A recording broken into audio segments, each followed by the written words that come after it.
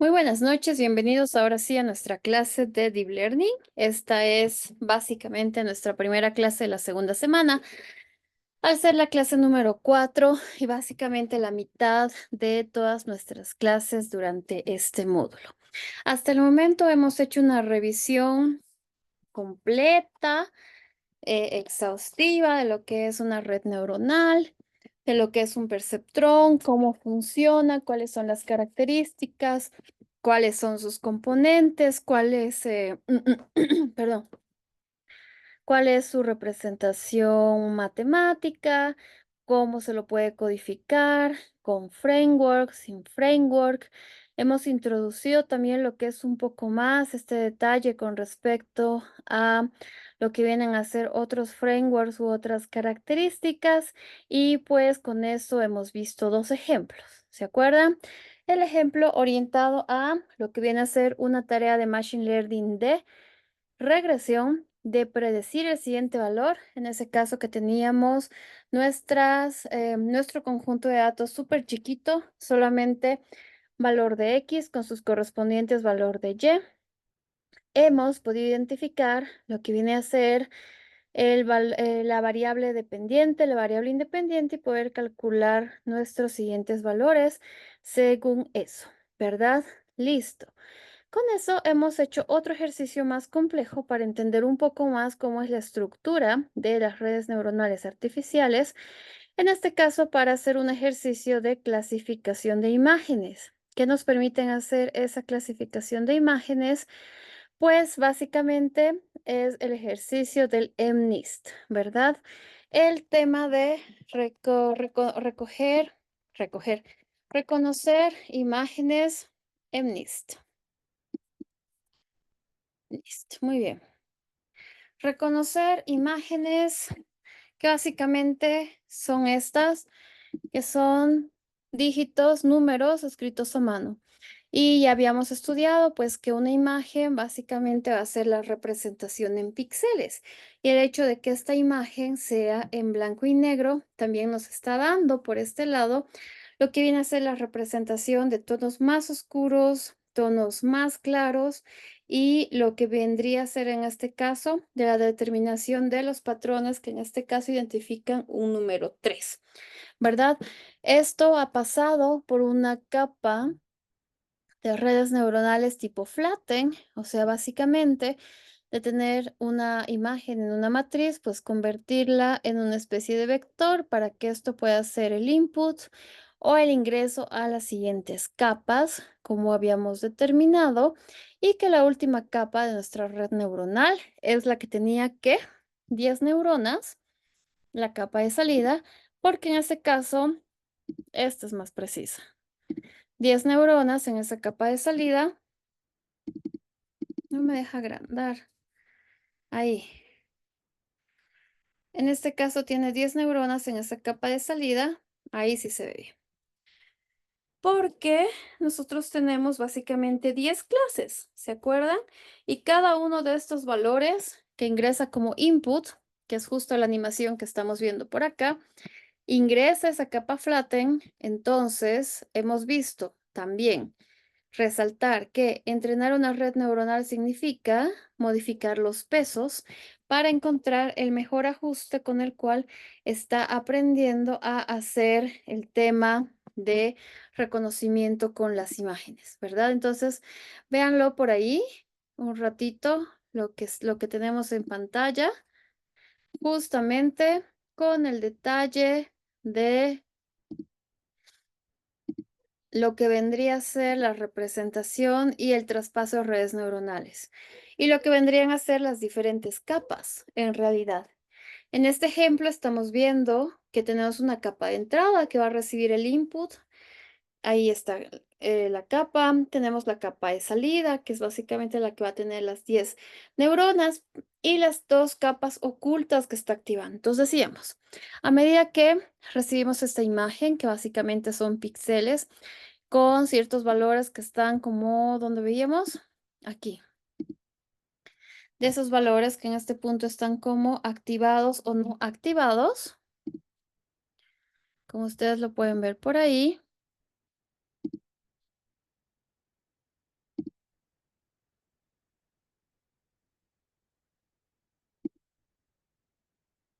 Y aquí está.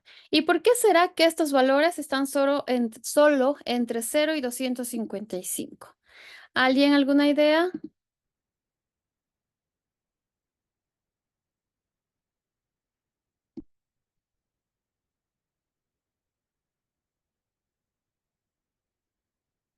¿Alguien que quiera compartirnos por qué será que estos valores en esta imagen? Adelante, Silvana, cuéntanos. ¿Por qué es la intensidad del negro? Ya, entonces el cero, muy bien, Silvana. En esta parte el cero está representado por el valor cero y el valor uno, que vendría a ser, como dice, no esa intensidad, toda la parte de colores, pues básicamente está representado hasta 255. Y si ustedes observan por este costadito, donde está como más negro, casi llega hasta ese valor. Está como 253, los bordes como en 101, 95 y todo lo demás está en cero. Perfecto. Entonces, eso como valor de entrada, más el hecho de poder modificar los pesos que hemos visto. Y vean aquí claramente que cada neurona, perdón, de esta capa, por ejemplo, está conectada a todas las neuronas de todas las demás capas. Lo mismo con esta, lo mismo con la otra y lo mismo con el resultado. Ahora, ¿por qué tenemos 10 neuronas a la salida? Cada una está representando un valor del dígito. Como podemos ver, está yendo del 0 hasta el 9 y habíamos dicho que básicamente el valor que va representando aquí al final nos va a dar valores para las 10 neuronas que vemos en este caso. Pero estos son valores de probabilidad. Entonces será buscar pues el valor con más alta probabilidad con el cual nosotros vamos a poder decir: ok, para la imagen que ha ingresado, el resultado es 9 en este caso. Y aunque lo está poniendo como que un diferente 9, como pueden ver por acá, ese es básicamente el resultado que le está dando. Con el código que hemos hecho, ustedes pueden seguir probando, incluso si tienen un poco más de experiencia con Python, pueden hacer esta parte del código que les permita pues introducir una imagen y que eso también lo puedan analizar, ¿verdad? En la espera de la respuesta, cómo estaría funcionando por ese lado. Entonces está súper interesante lo que se puede hacer y lo que a partir de ahora vamos a estar haciendo es pues analizar otros tipos de arquitecturas de redes neuronales más especializadas con las cuales vamos a poder lograr otro tipo de aplicaciones también más exactas, más populares también, y poder entender la parte del funcionamiento. Pero bien, antes de pasar al siguiente tema, hemos estado hablando de que cuando nosotros definimos la arquitectura en redes neuronales, estamos definiendo la capa de entrada, la capa de salida, las capas intermedias. Y sabemos que incluso el nombre de Deep Learning viene en la parte de la profundidad por la cantidad de capas ocultas que tendríamos en ese tema, ¿verdad? Pero hemos visto en la parte del código que también hemos hecho una sección del modelo para lo que vendría a ser específicamente la función de activación. Entonces, por ese lado, la función de activación y el optimizador. Por ese lado, ¿quién nos cuenta? En resumen, yo sé que lo han hecho en el foro también, pero hablemos en resumen, ¿qué es el descenso de la gradiente o el gradient descent? A ver, ¿alguien? Ahorita estoy anotando participación de Silvana. ¿Quién más va a participar hoy para que le pueda anotar? No se olviden que esos también son puntos extras, ¿verdad? Silvana, Stephanie Muñoz, ¿verdad? Sí. Entonces, bien, participación en nuestra primera clase de mayo. Entonces, a ver, ¿quién nos cuenta el resumen? ¿Qué es un descenso de gradiente? ¿Qué es este gradient descent?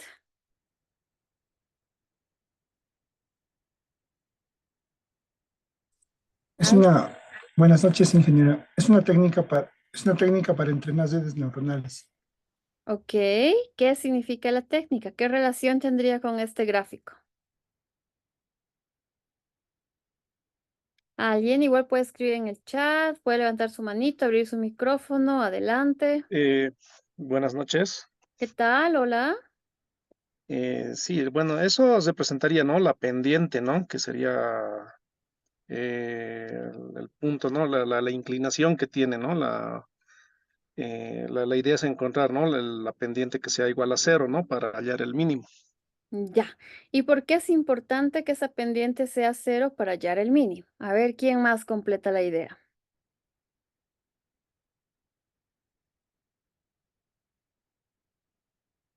A ver, ¿quién más? ¿Eso lo han escrito en el foro? ¿O pueden consultar lo que han escrito en el foro? Cuéntenos el famoso descenso de gradiente, gradient descent. Descent. No descent, descent.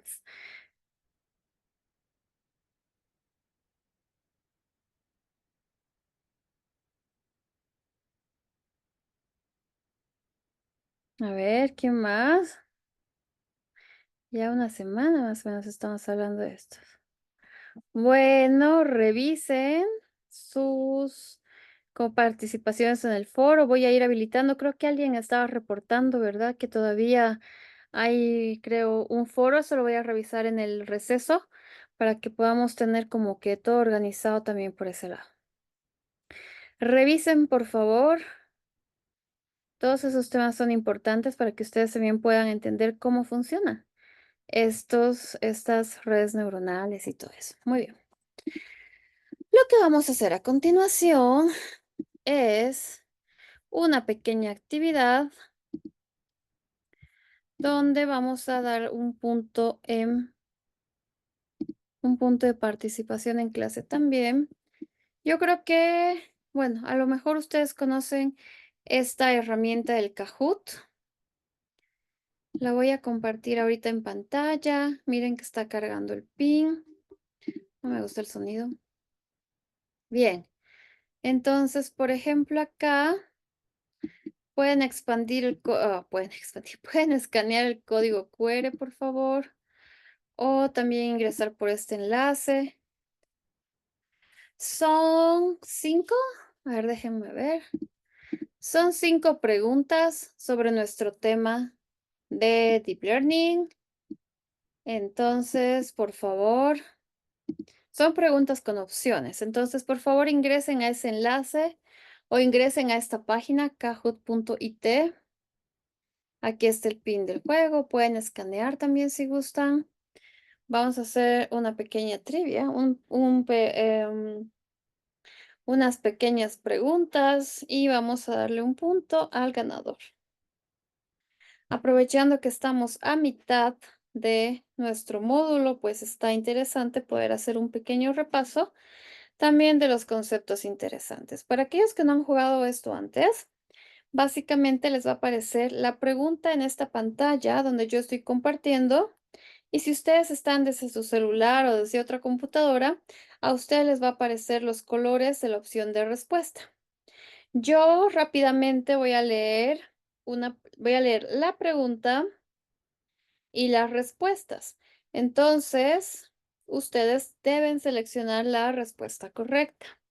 Los que van ganando más puntaje son los que responden, obviamente, de forma acertada, pero también si responden como en menos tiempo, también tienen como puntos extras, ¿ok? Entonces ya tenemos 25 personas del Zoom, que somos 33. Vamos a darle un minuto más para que se vayan conectando. Y ahora sí necesitamos toda su concentración. Yo les voy a leer la pregunta, las opciones de la respuesta y ustedes atentos a responder lo mejor que puedan con la respuesta correcta. ¿Ok? Entonces,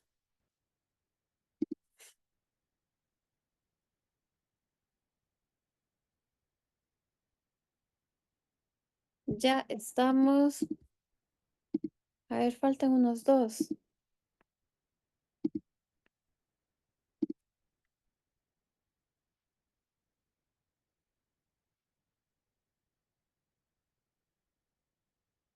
A ver, ya, listos. Toda su concentración, por favor.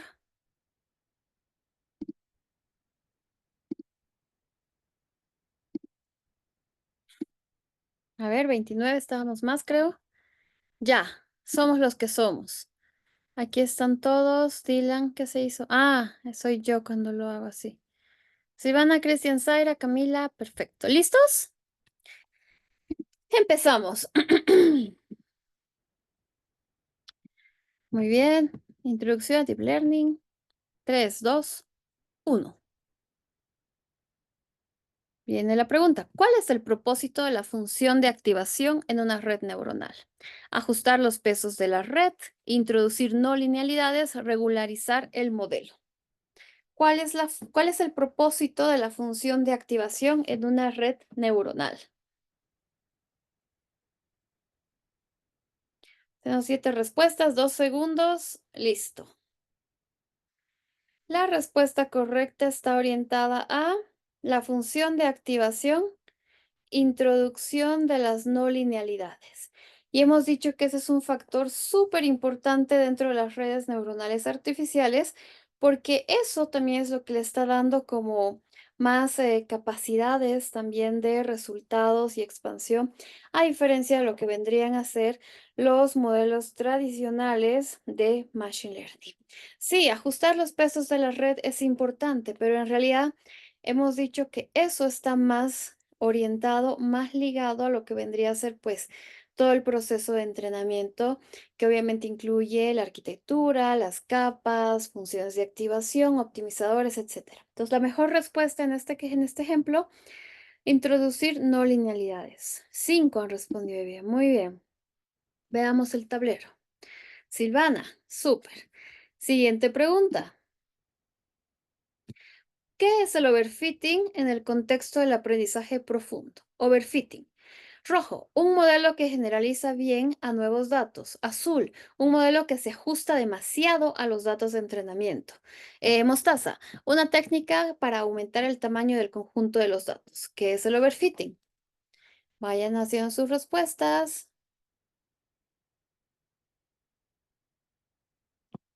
Mejor que antes, muy bien. El overfitting, hemos hablado bastante desde que hemos estado repasando temas de Machine Learning. Un modelo que se ajusta demasiado a los datos de entrenamiento es la mejor respuesta. No tengo el QR aquí, pero tengo está aquí el enlace. No descargo el QR, lo siento. Estaba ahí directamente. Y, a ver. Ay, no, cuidado, haga algo. Ok. Tarará. La idea de generalizar bien los datos en realidad está orientado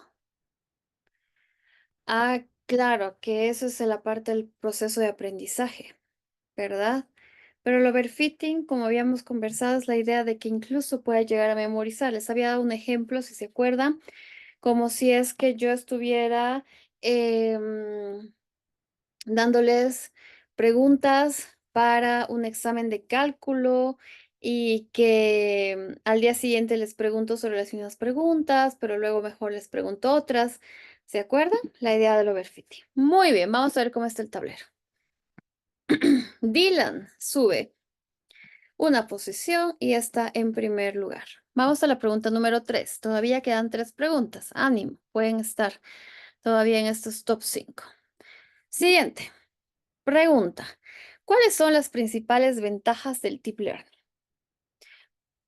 Rojo, su capacidad para aprender de grandes cantidades de datos. Azul, su simplicidad y facilidad de implementación. Mostaza, su bajo costo computacional. Verde, su capacidad para resolver solo problemas de clasificación. 3, 2, 1. La respuesta correcta es su capacidad para aprender de grandes cantidades de datos. Y esto lo hemos visto con un gráfico, si ustedes se acuerdan, era como así, performance y datos. ¿Se acuerdan? Hemos visto un modelo clásico de Machine Learning, hemos visto una simple red neuronal y hemos visto lo que en ese caso venía a ser una una red profunda, ¿verdad? La idea de que sí, obviamente va a haber algún punto en el que le voy a dar muchos más datos y no va a haber mejoras en el performance, pero sin embargo, también vemos que incluso dándole esta cantidad de datos, esta es el performance de esta red, de este algoritmo, de este y de este otro. Entonces, por ese lado, pues llega a ser diferente. La mejor respuesta que podemos dar, que podíamos dar en este caso, su capacidad para aprender de grandes cantidades de datos. Muy bien, ¿quién ha dicho bajo costo computacional? Que vuelva a la clase 1 cuando estamos hablando de requerimiento de hardware, por qué no había redes neuronales en los años 70, por ejemplo, ¿no? No solo por el tema de los datos, sino también por lo que es el poder computacional. Su capacidad para resolver problemas de clasificación. No, justo había dicho la recapitulación que también uno de los ejercicios que hemos hecho es la de regresión. ¿Se acuerdan? Predecir el siguiente valor. Nuestro ejercicio, bien chiquitito, pero usando TensorFlow para encontrar la relación entre valores X y Y. No estamos clasificando en ese caso, estamos encontrando cuál es la mejor relación entre esos valores para poder después automatizar, ¿verdad? La idea de que ahora que le doy una nueva X, quiero saber cuál es el nuevo valor de Y. Ok, vamos a ver cómo queda este tablero. Muy bien, Silvana sigue para arriba. Está Dylan, Camila, Andrés y Enrique. Siguiente pregunta. Las dos últimas 4, atentos que todavía pueden aprovechar y responder. ¿Cuál es la función principal de las capas de una red neuronal profunda? Las layers. Rojo, realizar operaciones de clasificación. Azul, aprender patrones y representaciones de los datos. Mostaza, almacenar información sobre el conjunto de datos. 5, 4, 1, 0.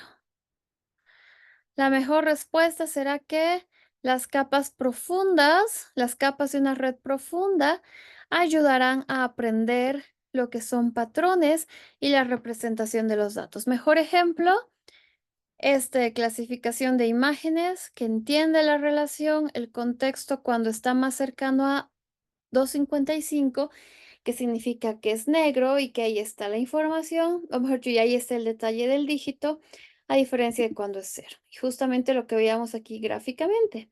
¿Cuáles son esos valores que están pasando, que entienden, que encuentran los patrones sobre esas características y sacan el resultado? Muy bien. Vamos a ver en qué queda esto. Silvana, Dylan. Súper. Camila, Pablo, Javier. 4 jugadores. Ok, muy bien, respondió súper bien. Última. Vamos, chicos, no se dejen vencer. Vamos por la última. ¿Qué dice? ¿Qué es un hiperparámetro en el contexto del deep learning? Rojo, parámetros que se aprenden durante el entrenamiento. Azul, número de capas en una red neuronal. Mostaza, parámetros ajustados antes del entrenamiento. ¿Cuál será la mejor respuesta? 3, 2, 1. Tan, tan, tan. Hiperparámetro, parámetros ajustados, o bueno, seteados en realidad, configurados antes del entrenamiento. Obvio que estos van a ir mejorando, pero pero los hiperparámetros, a ver, son como las épocas, ¿verdad? Voy a entrenar esta red neuronal y le voy a dar época 100. Voy a poner un optimizador Adam, como ya hemos visto. Esos valores, esos hiperparámetros que son ajustados, que son configurados antes de empezar el entrenamiento, que obviamente al mirar los resultados podemos ver qué tendría que probar, qué tendría que cambiar. Ahí, por ejemplo, ustedes pueden recordar este gráfico, que aquí, por ejemplo, para un mismo ejercicio, que es básicamente la clasificación de estas imágenes que son dígitos escritos a mano, ¿qué es lo que estamos haciendo? Estamos utilizando diferente optimizador, ¿verdad? Pero por cada corrida, aquí como pueden ver con las épocas, por cada corrida hay una respuesta diferente. Parámetros que se aprenden durante el entrenamiento. Esto incluso estaría más orientado, si se dan cuenta, al tema de los pesos, ¿verdad? No se olviden que al final los pesos sí son esos parámetros que van a irse modificando, son esos valores que tratan de buscar cuál sería su mejor valor para satisfacer las condiciones del ejercicio, ya sea la condición de relación de una entrada con su salida, la condición de clasificar imágenes, texto, pero no, la idea del hiperparámetro no es necesariamente esa. Entonces, si nombramos hiperparámetros otra vez, épocas, optimizadores, etcétera, etcétera. Y no, los hiperparámetros no es el número de capas en la red neuronal. Eso nosotros lo hemos visto como arquitectura, capa de entrada, capa de salida, capas ocultas. ¿Qué es la arquitectura feed forward? O sea, la que va hacia adelante, la más clásica. Pero eso no tiene que ver directo ese hiperparámetro. Eso es la parte de la arquitectura. Muy bien, fin del ejercicio. Tercer lugar está Silvana. Segundo lugar está Camila. Primer lugar del ejercicio está Dylan con 4118, sí, como bien poquito. Y un saludo especial para Paulo y no llegaba a ver. Muy bien, entonces tenemos un punto extra de participación para Dylan. Muchas gracias por participar. Ustedes vayan también ahí reflexionando cuáles son los conceptos que necesitan repasar, cuáles son esas otras ideas que tal vez no han quedado claras o se han confundido. Véanlo con los ejercicios, las clases igual están grabadas si quieren volver a revisarlo, pero listo. Muy bien, gracias muchachos. Y espero que, aunque ese juego es como así súper rápido, también sea un buen recordatorio de los conceptos básicos. Si se dan cuenta, los conceptos no solo de Deep Learning, sino también como los conceptos de lo que vendría a ser, pues, ¿dónde está? De lo que vendría a ser también la parte del Machine Learning, ¿verdad? Porque no se olviden que al final el Deep Learning es parte de Machine Learning y que surge de este tema de las redes neuronales artificiales, cómo hacemos las redes neuronales profundas y pues ahí por ese lado. Muy bien, ya cerrando esta recapitulación de la clase anterior, habíamos dicho pues cómo estamos usando TensorFlow, creo que en parte el código hemos hecho correr también ese ejercicio del MNIST. Aquí han visto cómo funciona y cuál es el accuracy que nos da. Un poco diferente al otro ejercicio que habíamos visto. Repaso rápido, ¿dónde obtengo el dataset? Si yo importo TensorFlow, dentro de TensorFlow.keras existe esa sección de .datasets. Entonces me está ahorrando también todo lo que vendría a ser este flujo de trabajo, esta especie de pipelines que se construyen para recibir los datos como ingresos, ¿verdad? Que eso ya es otra cosa que hay que trabajarla. Les voy a mostrar la próxima clase, lunes, otro ejercicio también de cómo se recibe esos datos, si ustedes quieren leer sus propios datos. Yo creo que eso también va a ser interesante para sus proyectos finales, pero aquí por la simplicidad de querer entender cómo funciona la red neuronal y sobre todo usar esta herramienta que es TensorFlow, que hemos visto que tiene un montón de cosas, pues simplificamos un poco lo que en este caso vendría a ser el detalle de específicamente que los paquetes extra, los archivos que tienen en este caso TensorFlow. Pues muy bien, en una variable denominada MNIST que hemos descargado, TensorFlow, tf.keras.dataset, MNIST. Ah, y por cierto, si ustedes buscan esto, vamos a poder encontrar, ¡tarán! Y en Keras también, ¿qué otros tipos de datasets existen? Aquí nos está diciendo, no edite. Hay un dataset famoso para hacer ejercicios de Machine Learning, de supervisión, de predicción, que se llama el famoso Boston Housing, o sea, básicamente casas, detalles de casas, en este caso de Boston, y la tarea está orientada en predecir los valores de los precios de la casa. La misma idea con las casas en California. Básicamente ambas casas son muy caras. CIFAR, que este también está en la plataforma, si ustedes quieren verlo. Este CIFAR 10 va, que no está detallado. Como su nombre lo dice, básicamente tiene 10 categorías. Veámoslo acá. Es un buen ejercicio para practicar lo que es una red neuronal convolucional. Vamos a ver un ejemplo rapidito de eso.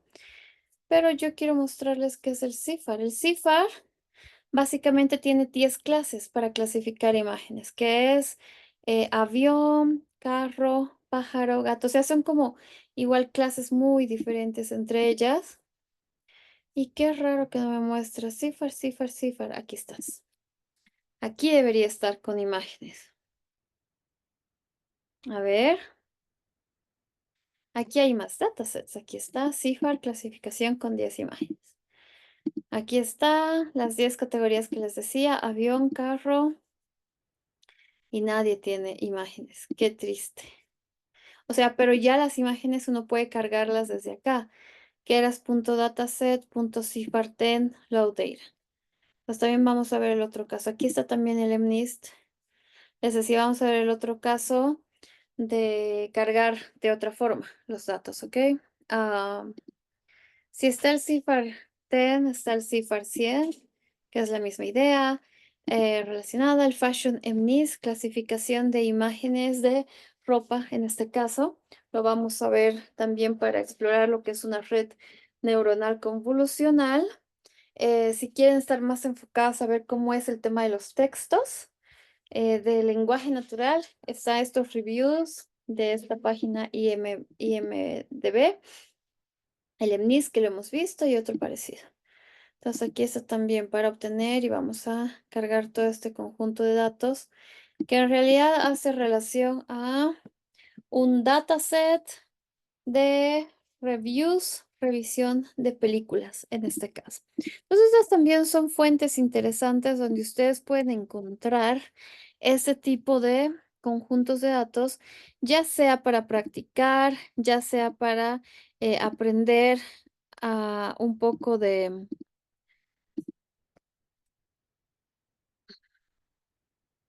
la herramienta.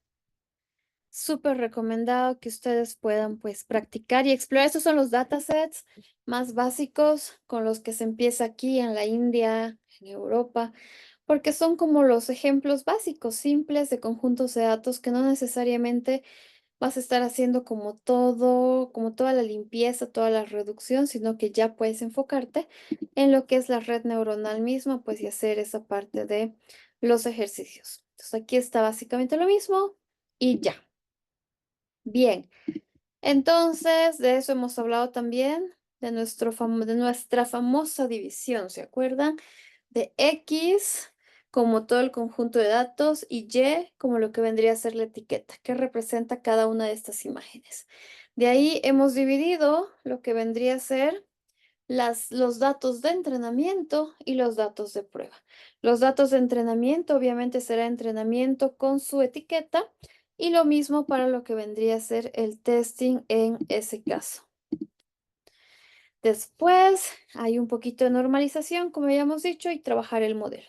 En este caso, el modelo está enfocado en una capa flatten de entrada, donde cada imagen es 28 por 28, una capa densa con función de activación ReLU, una capa de dropout para evitar que haya overfitting y la capa de salida con 10 neuronas con la función de activación softmax. Con la función de activación softmax, que básicamente, ¿se acuerdan? Nos va a dar como valores de probabilidades, ¿verdad? Que con esos valores vamos a poder identificar cuál es el resultado de esta red neuronal.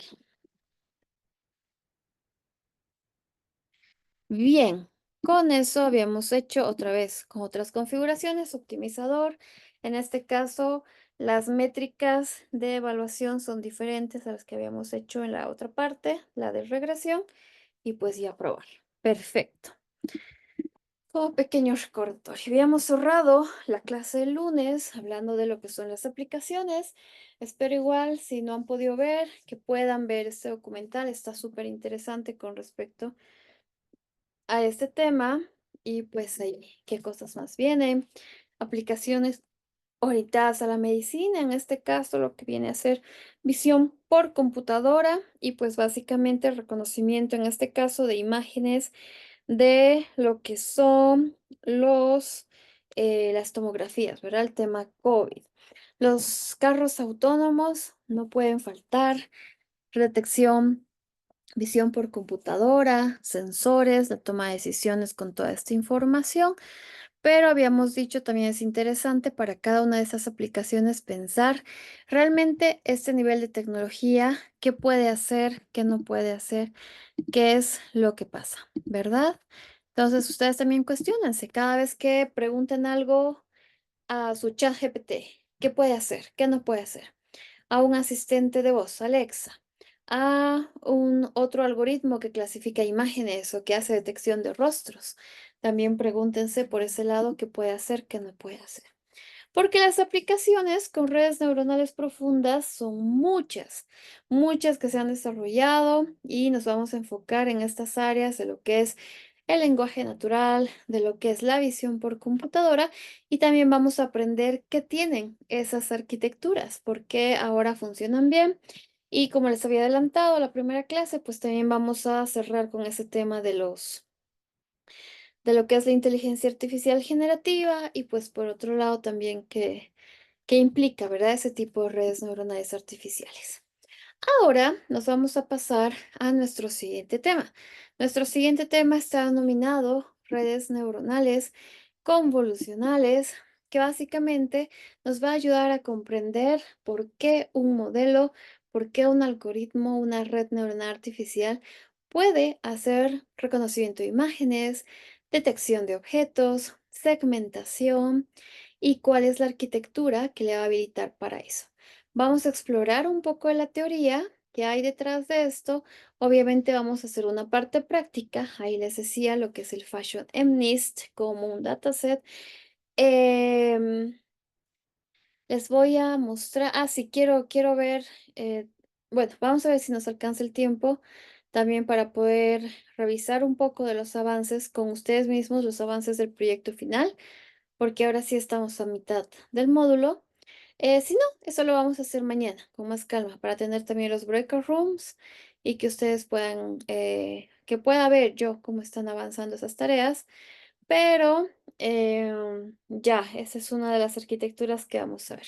Sí, yo creo que mejor hoy conviene ya ir sobre lo que es redes convolucionales con un ejemplo y por lo menos la teoría de las redes neuronales recurrentes. Así mañana hacemos un poco más de ejercicios y aplicaciones y nos enfocamos en lo que es su proyecto final, porque con esto ustedes ya tienen una mejor idea también de cómo funcionan esas aplicaciones en estas dos áreas, ¿no? Visión por computadora y la parte del procesamiento del lenguaje. Sí, les había compartido también, a ver, que les decía, no, eso es lo bueno del Colab, que ahí ustedes tienen como básicamente una hoja de cálculo, un Google Doc para poder compartir directamente. Ok, cool. Entonces, ¿cuál es la idea detrás de lo que vienen a ser estas redes neuronales convolucionales? Aquí hay algo interesante. Primero, nosotros ya sabemos que vamos a recibir como el input, como el ingreso a esta arquitectura, a este sistema, a esta red neuronal, una imagen. Bien, entonces, ¿qué es lo que hacen esas capas? ¿Cómo funciona? La idea es entender este proceso para poder entender lo que es también la arquitectura.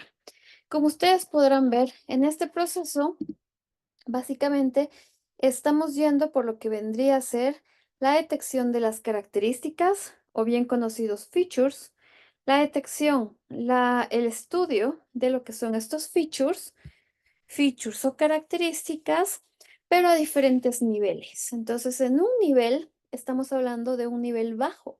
Entonces, ¿qué características puedo identificar en un nivel bajo?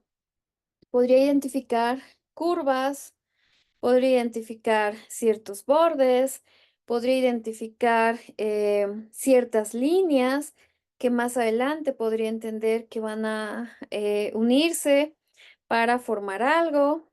Ya.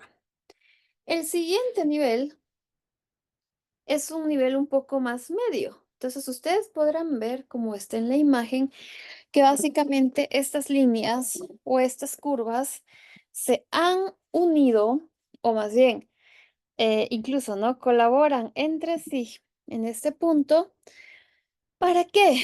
Para formar ya para poder formar ciertas características un poco más notorias, ¿verdad?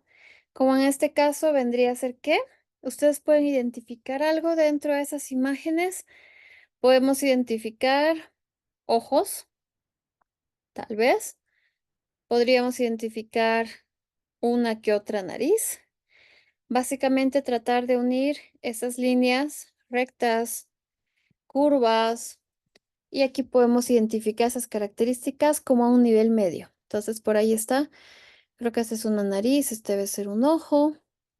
Pero esto va a pasar a un siguiente nivel donde vamos a tener también esta especie de características ya orientadas a lo que vendría a ser un alto nivel. Y en este caso, el alto nivel, si ustedes pueden observar las imágenes que ahora está reconociendo la red neuronal artificial, ¿qué es lo que tendríamos por ese caso? Pues que todas esas curvas, bordes, unión de curvas para unir ojos y todo eso, pues a este alto nivel nos está permitiendo que básicamente reconocer rostros, ¿verdad? Ustedes ya pueden identificar en esta parte que básicamente casi en cada imagen está como representada un rostro, pero ese rostro básicamente también tiene, ¿qué? Tiene ya ojos, nariz, por ahí creo que pareciera que hay un bigote, tiene ojos, nariz, boca, ya. Entonces, está muy interesante todo este proceso. Y si ustedes algún rato quieren profundizar para entender a más detalle y obviamente el modelado matemático, la programación que se empezó a hacer detrás y todos esos detalles, es visión por computadora, poder entender esos conceptos básicos, cómo funciona la visión por computadora. Y si bien mucho de su funcionamiento central está también inspirado en cómo funciona el ojo humano, cómo el ojo, como si fuera una cámara, captura una imagen, lleva esa información al cerebro y sabemos cuáles son los bordes, las esquinas, las formas y pues las características a un más alto nivel, como nos muestra por ese lado. Pero ¿qué más se puede hacer aparte de reconocer rostros, por ejemplo? Imagínense recibir esta imagen como entrada, como input, activar dentro de esta arquitectura de red neuronal convolucional las neuronas que tengan que activarse, las conexiones que tienen que activarse y podemos hacer, por un lado, detección de objetos. Ustedes ven que la detección de objetos básicamente está marcando en un recuadro el objeto detectado. Y ahí buen nombre, detección de objetos, ¿verdad? Está detectando en ese recuadro lo que vendría a ser una persona y le ha puesto la etiqueta persona. Está detectando en este cuadro, el recuadro, un auto y está ahí como car. Eso por un lado la detección de objetos y por otro lo que viene a ser la segmentación de instancias, básicamente conceptos. En este caso no está usando lo que vendría a ser pues un rectángulo, como en el caso anterior. En este caso está orientado a básicamente y casi dibujar, ¿verdad? La silueta de ese carro, tenerlo en los contornos y pues identificar, está segmentado. En este caso, cuál es el carro y cuál es la persona. Incluso si alcanzan a ver, hay como se nota la división de una pierna y la otra pierna, ¿verdad? Entonces también es algo súper interesante que se ha logrado hacer. Aplicaciones, desde reemplazar esa imagen por, ¿por qué? A ver, puedo reemplazar la imagen del carro por alguna otra, porque ahora solo he segmentado la imagen del carro, por ejemplo, etcétera. Un poquito más de ejemplos y aquí hay un paper con video súper interesante aplicado ya a un video. Entenderán que pues un video es una secuencia de imágenes. Aquí también se ve justamente esa especie de segmentación con respecto a las calles y pues está súper interesante en cómo ha mejorado todo lo que vendría a ser esta parte de la visión por computadora. Aquí está otro paper y aquí tendríamos que hablar, por ejemplo, de la segmentación semántica, por ejemplo. Entonces, que haga la segmentación del objeto que ha detectado, o sea, no lo estoy representando en un recuadro, pero que también pueda asociar qué objeto es ese y darle ese significado semántico, ¿verdad? Ustedes podrán ver en esta imagen básicamente cómo se reconoce en este caso persona y están como segmentadas las personas. También por ahí hay una señal. Yo veo aquí la señal, veo lo que vendría a ser la vegetación, el fondo un poquito, el cielo. Entonces ya cómo funciona también esta parte de la segmentación semántica. Algunas ventajas, desventajas de lo que vendría a ser este famoso mundo de las redes neuronales convolucionales. Podemos hablar de sus ventajas, pues tiene una mayor precisión. Su desarrollo de arquitectura está bastante orientado a que el enfoque sea aplicaciones de imágenes, de trabajar la visión por computadora, pero no solamente detección de rostros, por ejemplo, ¿no? Sino todo lo que hemos estado hablando. De alguna forma y a nivel matemático, ha representado una buena eficiencia computacional con respecto a todo lo que tendría que evaluar. No se olviden que esto al final es matemáticas. Imagínense ustedes matrices y multiplicaciones matriciales, multiplicaciones vectoriales. Si son 100 épocas, pues va a hacer todo eso 100 veces, sobre todo el conjunto de datos, etcétera. Y otra ventaja interesante, y también ustedes lo entenderán con esto de entender las características, es pues a qué nivel puedo llegar a entender esas características o features. Y eso me lleva a un buen conocimiento, mejor dicho, a una buena exploración dentro de lo que viene a ser el feature engineering en ese caso. ¿Existen ciertas desventajas? Claro que sí. Si bien hay cierta eficiencia computacional, también si queremos hacer un tema avanzado, o se quiere diseñar una especie de arquitectura CNNs un poco más avanzadas, por ejemplo, pues obviamente va a afectar el poder computacional de alguna forma. Habrá que extender ciertos estudios con respecto a la cantidad de datos, si va a reconocer rostros negros, blancos, amarillos, que eso se dan cuenta que es ya más como el contexto, la calidad de los datos y demás, pero también es algo que puede llegar a afectar, en este caso, el desempeño de nuestras redes neuronales convolucionales. Y como ya hemos mencionado, pues hay muchas aplicaciones más. Entonces, volviendo a nuestro tema para ya entrar en el detalle de la arquitectura y poder hacer el ejercicio. Una imagen básicamente es una matriz que está representada por valores de píxeles, así como ve. En este caso, a diferencia de la otra imagen, aquí no estamos hablando de valores de 0 a 255, pero sigue la misma idea porque estamos hablando de valores de 0 a 1. Ustedes pueden ver que hay ciertos valores 1, que hay ciertos valores 0 y pues también graficar lo que vendría a ser esa imagen.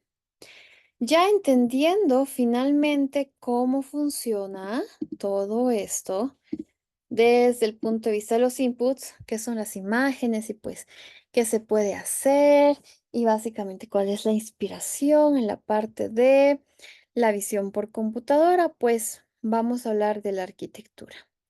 En pantalla ustedes ven el detalle de la arquitectura de lo que vendría a ser una red neuronal convolucional o conocida en inglés como Convolutional Neural Network, conocida en todo lado como CNN, CNN.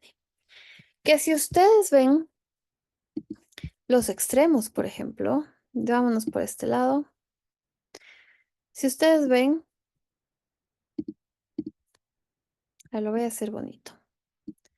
Si ustedes ven, básicamente estamos recibiendo un input, que en este caso es una imagen, y ya hemos visto cómo son las imágenes, y estamos sacando la parte del output. La parte del output, según la tarea, obviamente, en este caso ustedes entenderán que estamos haciendo una tarea de clasificación de imágenes, más específicamente con estos 3 valores, con estas 3 clases, me está devolviendo otra vez probabilidades.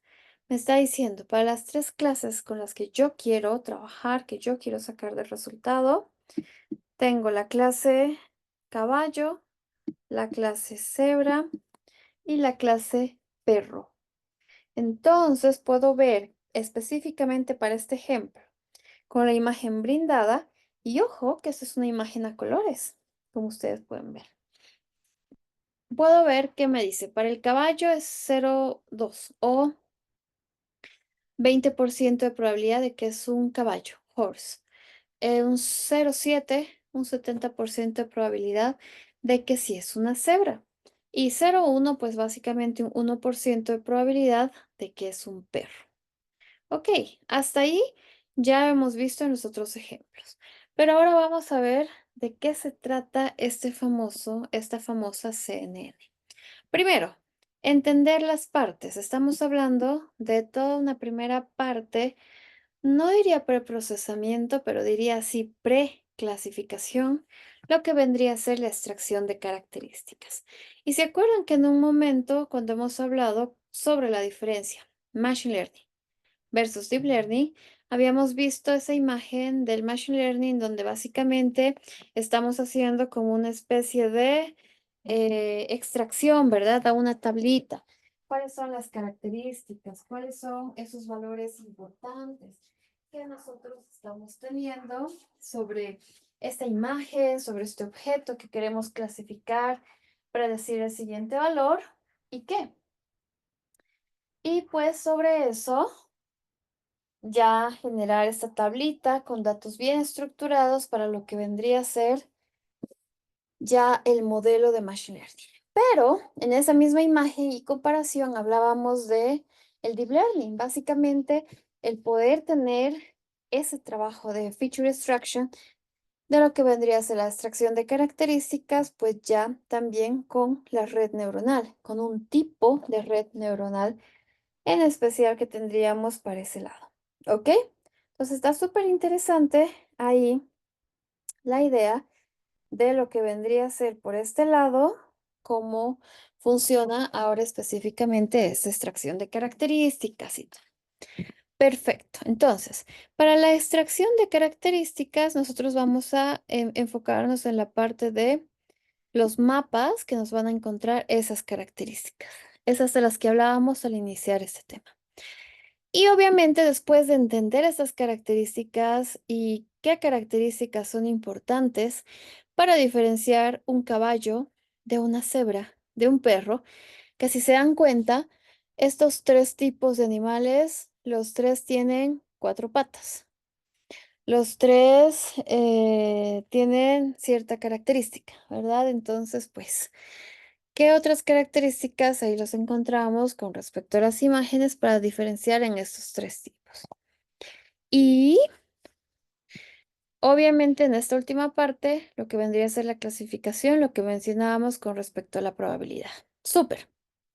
Ahora, dentro de lo que viene a ser el mapeo de esas características, de ahora en adelante también vamos a hablar y vamos a introducir ciertos términos. Vamos a hablar de lo que son las capas de la convolución y vamos a hablar un poco de lo que matemáticamente significa esta convolución, que también va a usar como función de activación lo que son los ReLU.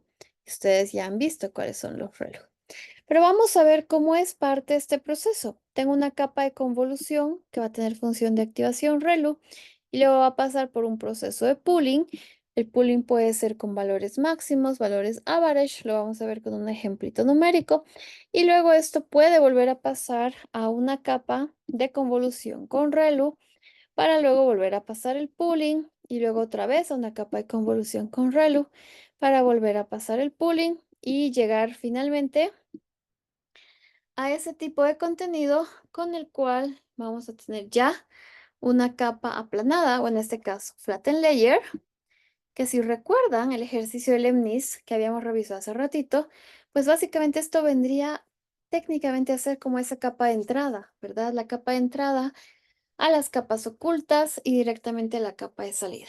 En este caso, salimos de esta sección de extracción de características, como ustedes pueden ver.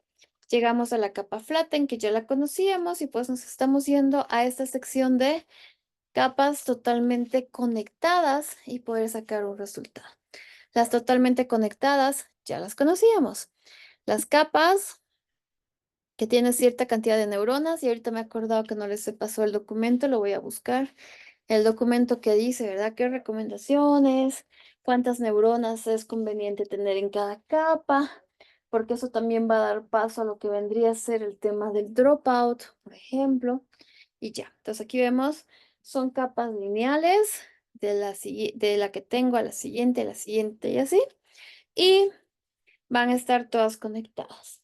Las capas ocultas que podemos identificar ahí para poder aprender, entender más de los patrones de estas características que han sido encontradas anteriormente y poder sacar ya el resultado. ¿Ok?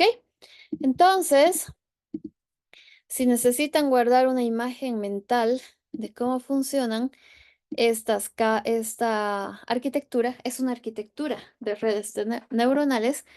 La CNN está formado básicamente por la parte de extracción de características, donde tenemos feature mapping y resalta la secuencia de capa de convolución, capa pooling, capa de convolución, capa pooling. Y llegar a la siguiente parte, que es básicamente la clasificación que tenemos por ese lado, ¿verdad? Entonces ahí va funcionando de esa forma.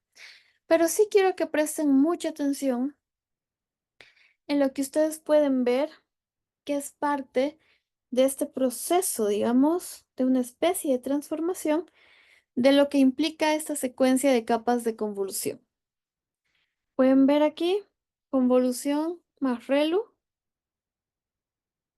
¿Qué diferencia hay entre esta capa de convolución con ReLU y esta capa de convolución con ReLU, por ejemplo? ¿Alguna idea? Pueden escribirlo en el chat también, si quieren participar y dar ciertas ideas.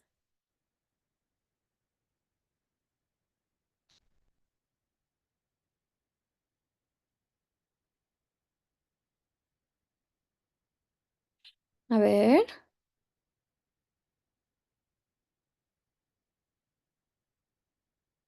Por ahí ya vamos a ir al break. No se duerman todavía. ¿Qué diferencias hay entre esos dos que he resaltado como negros? Como naranjas.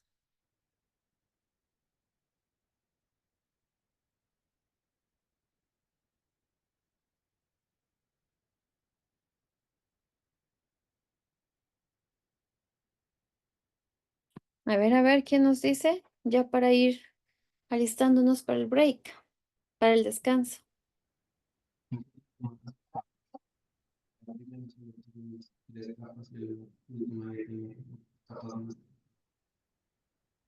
Carlos, te escuchó un poquito la última parte. No sé si era un eco.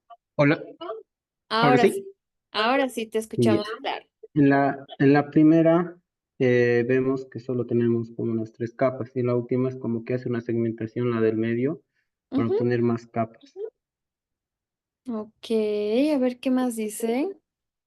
Gracias, Carlos. A ver, por aquí hay chat.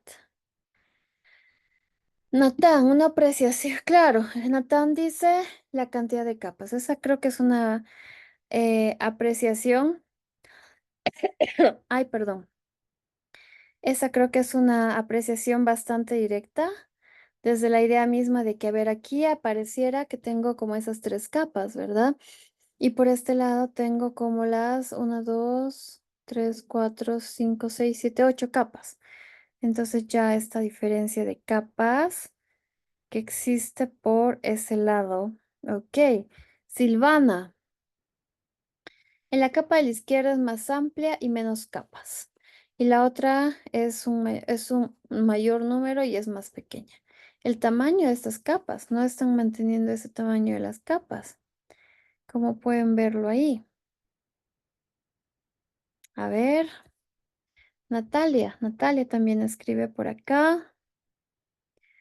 Natalia escribe, tenemos primero una muestra más grande, pero en menor cantidad y después una menor, ¿cómo es? Una de menor tamaño y con mayor cantidad de capas. Muy bien.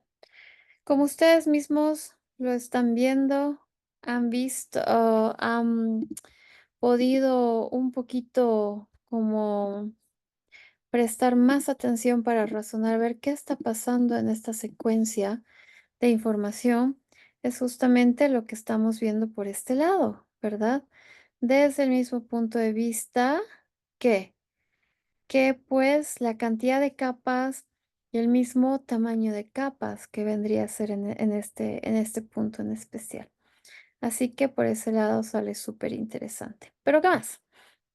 Ahora vamos a ver esa explicación, ese tema matemático, por así decirlo, que está haciendo que estas capas pues sean por ese lado, como lo estamos viendo acá. Pero a ver, ¿qué nos dice? Hay un mensaje más. Espérense que tarda un poco en cargar. Aquí está. Rolando, que la primera es la capa de entrada, en cambio las capas ocultas. Ok, la idea de las capas aquí en este caso, las de características, pues la capa de entrada específicamente es esta que dice input, donde básicamente está la imagen, así como puedes verlo. Pero el detalle está en qué, en que más adentro de estas capas intermedias, si quieres verlas también así, pues básicamente van a tener otras funciones. Y al tener estas otras funciones, están cumpliendo también con la tarea de extraer lo que son estas características. Pero vamos a ver matemáticamente qué son, cómo funcionan. Ha sido un gran descubrimiento, súper interesante. Entonces aquí está parte de eso. La capa de partida, como la capa de entrada, lo que vienen a ser las próximas capas de convolución, lo que era, ¿no? Convolución, convolutional, por eso viene el nombre, convolutional. Capa de convolución, capa de reducción, o lo que estaba nombrado antes como una capa pooling, y luego viene otra, y luego puede ser que venga otra capa de convolutional, convolución, y básicamente otra capa de reducción. No se olviden, las de reducción son las pooling. Y luego a esto le continúa básicamente lo que vendría a ser las capas clasificadoras. Y ahí es el enlace para que ustedes también puedan mirar un poco más qué significa o más ejemplos con respecto a esta arquitectura. Pero vamos a ver cómo funciona a nivel matemático. Bueno, a nivel de detalle, uno por uno. Imagínense, esta es nuestra capa de partida. Imagínense que esta es la capa de la imagen de la cebra. Y si le han prestado atención en un costadito, entonces imagínense que tenemos esa capa. Y en un costadito, si le han prestado atención, está este valor, que básicamente su nombre nos indica que es el kernel, que traducido sería como una especie de núcleo, ¿verdad? Un valor núcleo. Entonces, es importante que vean que desde la capa del input, que otra vez es la representación de matrices, podemos tener esa especie de kernel, que en este caso es otra matriz con la cual se van a hacer las tareas matemáticas. Entonces, vámonos otra vez a esa sección. Si ustedes ven por este lado, aquí está. Y aquí está la gráfica. Ah, sí. Si ustedes ven por este lado, esta es la capa de imagen, como si fuera la cebra. Y el kernel básicamente es ese cuadradito que aparecía en un costado de la cebra. El kernel básicamente también es conocido como un filtro con el cual se va a recorrer básicamente toda la imagen y si se dan cuenta de esta capa, que aquí lo menciona como capa de partida, ahora vamos a tener una siguiente capa que va a ser denominada la capa convolucional. Entonces, a nivel matemático hay una función de convolución que vendría a ser esta especie de multiplicación de matrices, donde tengo la imagen como capa de partida, obviamente numéricos, y vamos a tener pues lo que vendría a ser el filtro utilizado. Ahora, estos también son valores como establecidos, son valores como de recomendación para el tipo de imágenes a colores, utilizar estos tipos, para tipo de otras cosas, utilizar esos otros tipos, porque si se dan cuenta, igual está como con una forma de diagonal de unos a los siguientes lados. Entonces, si se acuerdan un poquito de álgebra lineal en este caso, álgebra, operaciones matriciales, mejor dicho. Entonces pueden ustedes igual hacer sus cálculos y encontrar el siguiente valor. Pero de aquí ya podemos tener una primera explicación de por qué no tenemos el mismo tamaño de la imagen a medida que está avanzando por cada una de las diferentes capas. Y que en este caso, si ustedes también se dan cuenta, pues está empezando a obtener diferentes valores y creando una siguiente capa. Con esto también podemos relacionar con lo que hablábamos hace rato de cómo está detectando esas características a bajo nivel, a medio nivel, etcétera. Pero básicamente, esto es lo que está pasando. Y esto creo que tenía una animación. Bueno, no se olvide, la convolución es una operación matemática. Está fusionando básicamente estos conjuntos de datos. La CNN está aplicando este tema de la convolución a los datos de entrada para lo que algunos autores también denominan generar un mapa de características del filtrado donde ese filtrado, hace rato lo hemos llamado filtro, aquí está en su traducción en inglés como kernel, pues ayuda a detectar lo que son esas características. Un filtro está determinado también por sus dimensiones, en este caso vemos que es 3 por 3, está recorriendo toda esa imagen aplicando la convolución para sacar un producto final. Y es con esta imagen que ustedes pueden ver también cuál sería la parte matemática, ¿no? De la multiplicación de esos valores que tenemos por ese lado. Entonces está súper interesante aquí toda esta parte matemática que tenemos para entender el funcionamiento. Pero a eso, si se acuerdan, de la capa de convolución, de inmediato le seguía otra capa, que no era muy notoria en el primer esquema, pero en el segundo sí tenía su lugar, que es la famosa capa de reducción, o en este caso, lo que vendría a ser la capa pooling. Y, a ver, pregunta, tenemos la capa de partida, que básicamente son 4 por 4, y 4 por 4, ¿no? Si lo vemos como matriz. Y tenemos la capa de reducción, que viene a ser 2 por 2. A ver, ¿qué operación matemática está utilizando para llegar a la conclusión de que la capa de reducción debería tener esos valores? A ver, seamos observadores sobre este gráfico. El que tenga la Está tomando el respuesta. número mayor por cada capa. Sí, en realidad está tomando el número mayor. Y esto es también lo que se conoce como el max pooling. ¿Por qué? Porque estoy extrayendo el valor máximo en cada uno y con esto generando la siguiente capa. Como que ese valor máximo me va a ayudar a identificar directamente el tipo de característica que podría tener por ese lado. Les había dicho, en pooling pueden encontrar que queremos sacar el valor máximo, en otros sacan un valor promedio. Imagínense, tendrían que sacar el promedio de 1046 y tenerlo acá. En este caso, directamente extraer el valor mayor. Y todo este tema matemático con muchos años de evolución para llegar hoy a este tipo de arquitectura que nos permite pues hacer aplicaciones de visión por computadora. Entonces, con esa breve explicación de cómo funcionan estas capas, vámonos al siguiente ejemplo, después de la pausa, pero solo adelantar. En este ejemplo, vamos a trabajar en construir una red neuronal convolucional que en líneas generales tiene esta arquitectura. Una capa de input, mejor dicho, una capa convolucional, una capa max pooling, una capa dropout, una capa flatten, una capa densa y una capa densa. Aquí es importante que ustedes ya puedan reconocer qué significa, por ejemplo, esa capa flatten, qué significa esa capa densa en este caso, y pues por qué la capa densa al final también tiene 10 neuronas.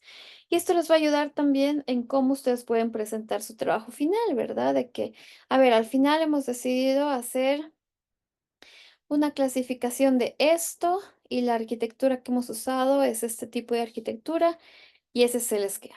Si se dan cuenta, en este caso es como bastante directo, ¿no?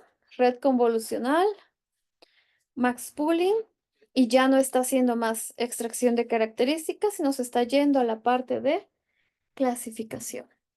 Y la parte práctica es poder ver cómo se implementa este tipo de arquitecturas con Python, con TensorFlow, aplicado a este conjunto de datos. Otra vez este conjunto de datos lo vamos a extraer del el mismo TensorFlow. Ya vamos a ver otro ejemplo para extraer otras imágenes si ustedes quisieran hacer otro tipo de clasificación, pero este es el ejercicio seleccionado. Y como ustedes ya podrán ver con la idea de tener 10 neuronas de salida a este final, pues básicamente ya podemos entender que son 10 clases de ropa, 10 imágenes de ropa. Entonces el ejercicio aquí nos va a redireccionar a un Google Colab con el cual vamos a poder hacer el ejercicio directamente. ¿Ok? Pero en repaso, ahorita estamos viendo una arquitectura que nos ayuda a realizar diferentes actividades relacionadas a lo que son las tareas de visión por computadora. Con esto nosotros estamos entendiendo esa matemática detrás y básicamente la tecnología con la cual pueden estar potencializados aplicaciones de reconocimiento de rostros, segmentaciones, identificación, detección de objetos y demás. ¿Ok? Entonces, vámonos a la pausa. Son las 8:50 y nos volvemos a conectar en 10 minutos a las 9 para ya la última hora de nuestra clase. ¿Ok? Entonces, en 10 minutos nos conectamos de nuevo.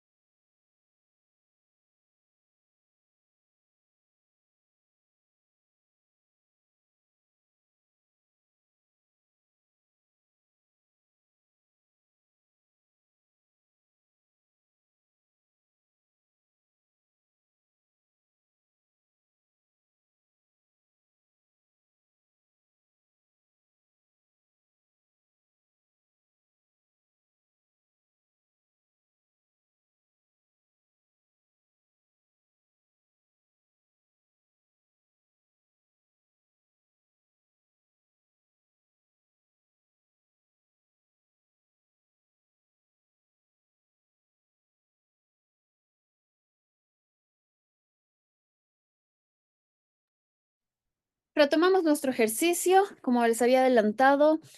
En este caso vamos a explorar otra vez desde los 3 puntos de vista, lo que son los datos, la tarea y obviamente cómo vamos a medir el rendimiento, o en este caso performance, ¿verdad?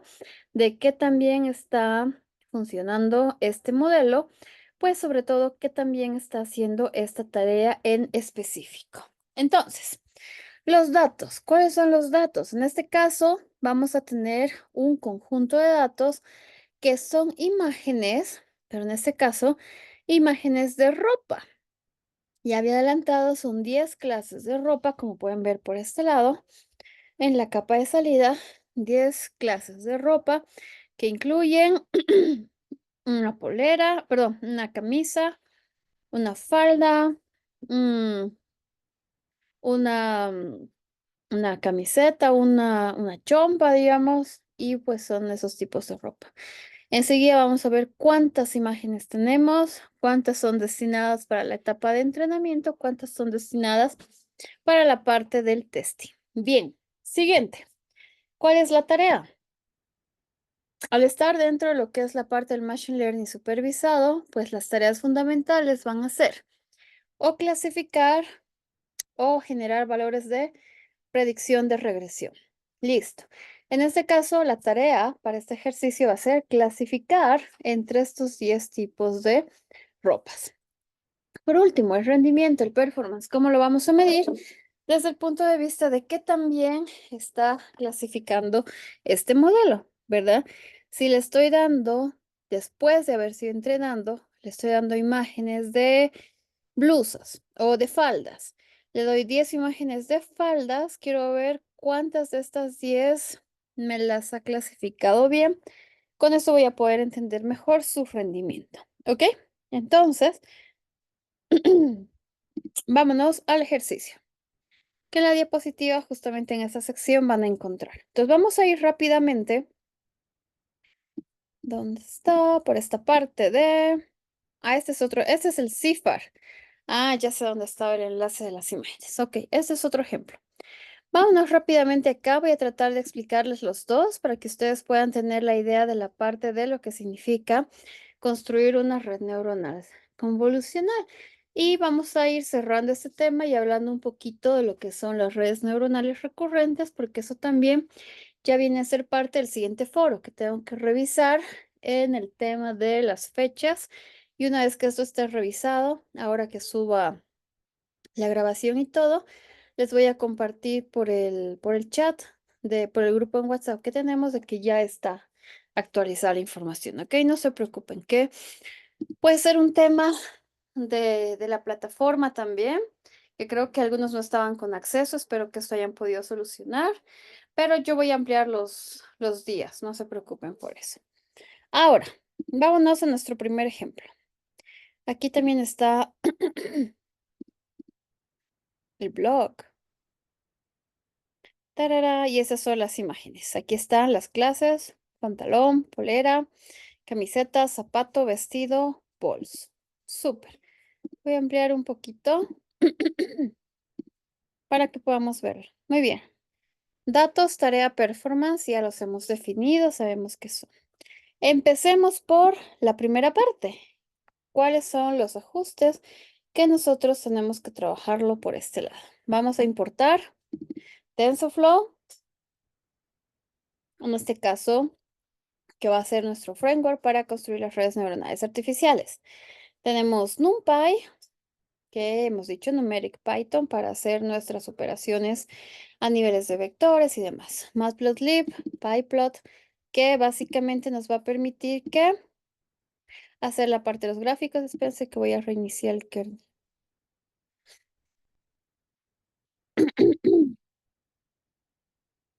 Sí, perfecto. Entonces ahora sí, corre. Listo.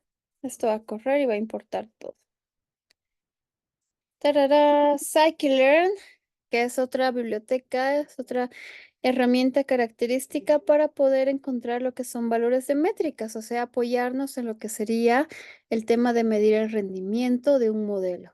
Y eso seguramente ustedes lo han estudiado también con los diferentes modelos de Machine Learning para poder usar esta herramienta y poder definir modelos de regresión lineal, modelos de árboles de decisiones y en este caso estamos utilizando reportes de clasificación. Algunas eliminaciones para el tema de warnings y vámonos a los datos. Empezamos por el principio. ¿Cuáles son los datos? En este caso, como dice, vamos a extraer este conjunto de datos fashion en NIST. ¿De dónde? TensorFlow.keras.datasets, como les había mostrado la hora pasada. Y vamos a llamar específicamente a nuestro fashion en NIST con la función loadData, que se nos devuelve estos dos grupos. Por un lado, lo que vendrían a ser las imágenes, que vendrían a ser la parte del XTrain, pero cada imagen con su etiqueta, como lo que vemos acá. Entonces me está devolviendo esta imagen con su etiqueta. Entonces la imagen en este caso es esta en blanco y negro y la etiqueta es pullover. En este caso la imagen es esta y la etiqueta es trouser, pantalones. La etiqueta es shirt, dress, back. Perfecto. Entonces yo tengo eso en esto como datos de entrenamiento y por otro lado voy a tenerlo aquí como datos de pruebas. La parte de X para testing, la parte de Y para el testing. Vamos a hacer un poquito de preparación de los datos para ingresar al modelo de red neuronal. En este caso está orientado a valores de normalización. Usemos valores que vayan de 0 a 1. Por eso los está dividiendo entre 255. Y pues de esta forma facilitar también, de cierta forma, lo que vendrían a ser los diferentes cálculos. Además, estamos haciendo un vector que va a guardar la información de lo que vendrían a ser estas categorías que estas clases, perdón, que nosotros estamos apuntando. Son 10 clases. En este caso, t-shirt top, treasure, pullover, dress, coat, sandal, shirt, sneakers, bag, ankle boot. Lo que hemos estado viendo como parte de las imágenes. Pero continuemos un poquito en lo que es la parte de los datos. Y aquí vemos que la sección está orientada a entender la cantidad. Entonces, si nos venimos por acá, XTrain, YTrain, los dos primeros, podemos ver que nos está diciendo, nuestro conjunto de datos XTrain básicamente tiene 60,000 imágenes. ¿Y cuál es el tamaño? ¿Cuál es la forma? 28 por 28 que nos está dando por este lado. Entonces, cada imagen básicamente es un píxel, perdón, una matriz de 28 por 28 píxeles. Y tenemos que 60,000 de estas imágenes con las que se va a entrenar el modelo. Y obviamente que si hay 60,000 imágenes para entrenar el modelo, como imágenes también tiene que estar acompañado de ¿qué? De 60,000 labels, ¿verdad? Porque sabemos que cada imagen está acompañado con lo que viene a ser directamente sus labels. Entonces es muy importante que ustedes puedan revisar y que puedan entender justamente eso, que en realidad si yo tuviera 50,000 imágenes en este ejemplo, necesito tener sus 50,000 etiquetas, ¿verdad? Porque eso significa que estoy haciendo la correspondencia por este lado. Bien, ¿qué más? Entonces tenemos nuestro otro conjunto de datos. ¿Se acuerdan? Nuestro otro conjunto de datos está enfocado en lo que vienen a ser las imágenes de pruebas. Otra vez, en este caso el Machine Learning supervisado, si tenemos imágenes de pruebas, pues también vamos a necesitar lo que son sus etiquetas de pruebas, ¿cierto? Entonces, estamos imprimiendo, ¿qué? Aquí estamos mostrando lo que vendría a ser el X-test, o sea, la cantidad de imágenes para hacer testing, para hacer las pruebas. Que aquí nos dice son 10,000 imágenes, 28 por 28. No se olviden, muy importante, que pues el modelo así entrenado para que pueda reconocer imágenes de este tamaño. Lo ideal, lo mejor siempre va a ser pasarle imágenes de ese tamaño. O sea, es inteligente, pero no así como tanto en realidad. Y tenemos el dietest. En este caso vamos a tener ¿qué? Que si tenemos 10,000 imágenes, pues también necesitamos 10,000 etiquetas, ¿sí? Listo. Avancemos. ¿Qué más podemos hacer con estas imágenes antes de tener nuestro modelo? Imprimamos algunas. Para eso está el famoso PLT, que lo habíamos importado desde Matplotlib. Estoy haciendo una grilla 5x5. Aquí tengo una imagen que dice Uncle Boot, t-shirt, top, dress, t-shirt top. Listo. Ya sé qué tipo de imágenes voy a tener por este lado. Aquí se está haciendo un súper ampliación de una imagen. Pueden ver 28 por 28 píxeles, pero la intensidad de los valores que contiene van de 0 a 1. ¿Se acuerdan la normalización? Eso significaba. Y esta información en píxeles es la que va a recibir el modelo, la red neuronal artificial con la cual va a poder encontrar ciertas características que llegarían a ser los patrones de cómo se ve un zapato, en este caso, o una, ¿qué es ankle boot? Una botita. Obviamente, no se olviden, cada imagen tiene su respectiva etiqueta, ¿verdad? Entonces eso está súper importante que también lo tengan en cuenta. ¿Qué más? Hemos terminado la sección de revisar lo que vendría en este caso a ser nuestros datos. ¿Qué es lo siguiente? Vamos a definir la tarea. La tarea en este caso es clasificar lo que nos implica ahora, en este momento, definir nuestra red neuronal artificial. Esa es otra forma de definirla, pero básicamente hace lo mismo que lo que hemos visto. Voy a definir una variable model, y voy a llamar tensorflow.keras.model secuencial. Uy, mucho código aquí, pero lo voy a hacer correr otra vez. Las capas secuenciales hemos dicho que son las capas que se conectan una a la siguiente y a la siguiente. Ahora estoy haciendo modelo.add. Le voy a agregar estas capas. En este caso, le voy a agregar la capa de convolución. ¿Cuáles son las características que va a tener esa capa de convolución? El tamaño del filtro. ¿De qué depende el valor? Otra vez les decía por el tema de recomendaciones. Les debo un documento ahí para revisar esto. El tamaño del kernel, aquí está, 3x3, igual, como recomendaciones generales, una matriz 3x3 que va a ir recorriendo, toda la imagen. La imagen es de 28 por 28 y 1. ¿Qué significa este 1? Que es de un solo canal, ya que se encuentra en blanco y negro.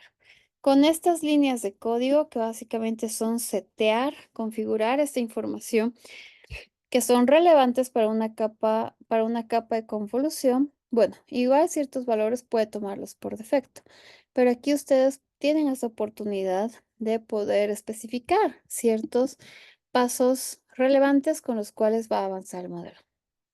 Entonces, con esto hemos agregado una sola capa, la capa de convolución. Y hemos visto que después de una capa de convolución viene una capa pooling. En este caso estamos escogiendo la funcionalidad max pooling, que significa sacar el valor más alto de esa parte de la información, ¿verdad? De los datos que estamos viendo. Porque aquí tenemos que tensorflow.keras.layers, le voy a agregar una capa max pooling y aquí le estamos dando algunas ciertas características. También el tamañito de esa ventana con la que estamos haciendo la división para extraer en este caso el máximo valor. Y estos valores de streets en realidad está también enfocado a cómo vamos a tratar las esquinas. Porque imagínense, a ver si vemos acá, que este kernel fuera de otro tamaño y yo estoy aquí con un vector 3x3. Y aquí hago el 3x3 y aquí hago el 3x3 y de pronto me salgo para abarcar lo demás y de pronto estoy bien aquí, pero de pronto me salgo. Entonces, ¿qué consideraciones se debería tener en en ese lado? Por eso hablamos de los paddings, hablamos de los strides. Entonces son como ya detallitos importantes que hay que tener en este lado. Y con esto hemos agregado una capa más, que es la capa de pooling, la capa de reducción. Agregamos una capa de dropout, se va a deshabilitar de forma aleatoria 25% de las neuronas y ya estos 3 pasos, agregarle una capa convolucional, una capa max pooling y una dropout, son los que necesitábamos para esa primera parte de identificación de patrones. De ahora en adelante ya es lo conocido. La capa flatten de esa imagen, lo que vendría a ser las capas intermedias u ocultas y pues también la capa de salida, ¿verdad? Y aquí lo está haciendo aún más simple. Tenemos una capa densa, que esta ya viene a ser una capa. Tenemos, perdón, primero la capa flatten, que es básicamente la que va a recibir la imagen y pues cambiar un poquito su forma de que ahora sea más como un vector, flatten, aplanarlo, como su nombre lo dice. Pasar a una capa intermedia, que como sabemos es recomendación y guía también, contar con 128 neuronas en esta capa y una función ReLU. Y pues la capa final o la capa de salida, que en este caso, model.add, tenemos capa densa, 10 neuronas, porque vamos a pensar en 10 valores de salida. Y como también es recomendación por la funcionalidad, por el detalle en específico, pues tenemos lo que vendría a ser la recomendación de usar una función de activación softmax, por cómo nos va a dar los valores de resultados de las probabilidades. Estas otras líneas nos han permitido construir la siguiente parte de la arquitectura, que básicamente es la clasificación, como podemos ver por ese lado. Y no tenemos que olvidarnos de qué hiperparámetros. Pues, ¿cómo vamos a ir midiendo función pérdida, por ejemplo? El optimizador, ¿qué otras métricas vamos a ver? Y listo. Después tengo mi resumen. Muy parecido a lo que tenemos por este lado. Sí, claro. Porque esto es lo que estamos queriendo implementar. Recomendación para su proyecto final. Pueden hacerse un esquema de cuál es la arquitectura al final que han utilizado. Puede ser que en la bibliografía o por recomendación o por ejemplos ustedes vean que, ok, le van a agregar una capa más de convolución con su max pooling. Entonces, eso donde entra aquí, que también les va a servir de guía a lo que están programando por este lado. Listo. Y aquí está el resumen. Aquí pueden entender un poco más cómo ha sido la evolución de esas redes. Visualizamos el modelo, básicamente la gráfica que teníamos. Y pues Keras.util tiene la opción de poder hacer un plot de lo que viene a ser la parte del modelo. Ahora que tenemos nuestro modelo listo, es hora de poder entrenarlo. Entonces aquí, por ejemplo, está haciendo algunas pequeñas últimas aclaraciones, digamos, con lo que vendrían a ser los valores X-train, X-test, pero quiero que nos enfoquemos en esto. Es igual que entrenar lo que vendrían a ser los otros modelos. Dense cuenta que estamos hablando de qué? De un model.fit. Estoy entrenando el modelo. Le voy a pasar los datos con los que va a entender, aprender lo que son los patrones, etcétera, con los que se va a entrenar. Entonces ahí está. Cada imagen, obviamente con su respectiva etiqueta. Aquí estoy definiendo cuál va a ser el tamaño. Va a recibir los 60.000 en uno. Las 60.000 imágenes en uno no. Va a recibir en lotes o en grupos de 256 imágenes. ¿Cuántas épocas va a tener? ¿Cuántas veces va a ir sobre todo el conjunto de datos? Va a ir 10. Y este otro valor del validation split es básicamente que va a agarrar un 20% de este total de los datos para hacer una prueba de validación. Una prueba de validación que básicamente llega a ser una prueba también de testing, pero aquí lo está especificando como dentro del entrenamiento. Han visto que hay varias formas en las que pueda empezar a hacer testing. Entonces, bien, vamos por las 10 las 10 iteraciones, ¿verdad? Entonces, ¿qué tenemos por este lado? Tenemos, esto ya son funcionalidades de TensorFlow lo que está imprimiendo. La pérdida que empezó como 0.52, veamos al final de las 10 épocas, 0.18.